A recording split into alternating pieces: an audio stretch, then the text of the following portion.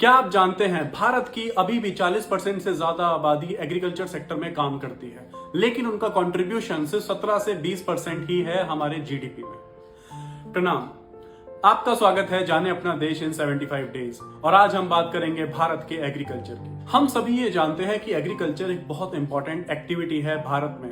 ज्यादातर लोग किसानी करते हैं, उससे निकलने वाले बहुत सारे प्रोडक्ट मैन्युफैक्चरिंग इंडस्ट्रीज में रॉ मटेरियल का काम करते हैं। इंडिया में बहुत ज्यादा प्लेन लैंड और फर्टाइल लैंड होने की वजह से यहाँ पर एग्रीकल्चर बहुत अच्छा होता है, क्योंकि यहाँ पर मौसम की बहुत ज्यादा डाइवर्सिटी है और अलग अलग टाइप की सॉइल्स अवेलेबल हैं। इसीलिए हम कई अलग अलग टाइप की क्रॉप्स उगा सकते हैं। भारत दुनिया में सबसे ज्यादा दूध, दाल और जूट प्रोड्यूस करता है और दुनिया में दूसरे नंबर पे सबसे ज्यादा गेहूं, चावल, कॉफी, मूंगफली, सब्जी, फल और कॉटन। पर इंडियन फार्मर्स को बहुत सारी डिफिकल्टीज का सामना करना पड़ता है। ज्यादातर इंडियन फार्मर्स अभी भी मॉनसून पर डिपेंडेंट है, क्योंकि बहुत सारी जगहों पर इरिगेशन फैसिलिटीज अभी भी प्रॉपरली नहीं है।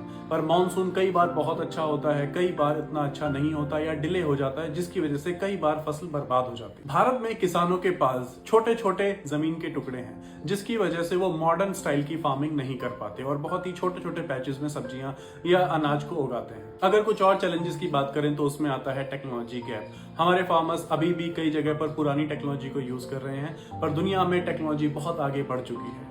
दूसरा, मार्केट का एक्सेस। कई सारे फार्मर्स की फसल खेत में रखे रखे बर्बाद हो जाती है और मार्केट तक नहीं पहुंच पाती। और एक और सबसे बड़ी दिक्कत है क्लाइमेट चेंज।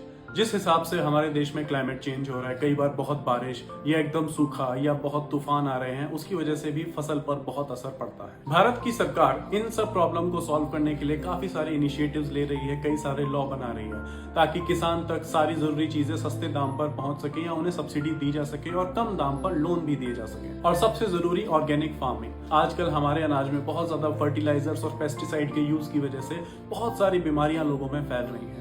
इन बीमारियों को रोकने के लिए जरूरी है कि ऑर्गेनिक फार्मिंग का रास्ता अपनाया जाए। और अगर हो सके तो आप अपनी सब्जी खुद उगाना शुरू करें, अपने घर के छोटे से गार्डन में या फिर छत पर भी। एक बार कोशिश करके जरूर देखिए। अगर ये वीडियो आपको अच्छा लगा तो प्लीज इसे लाइक करें और फॉलो करें ऐसे ही और वीडियोस के लिए।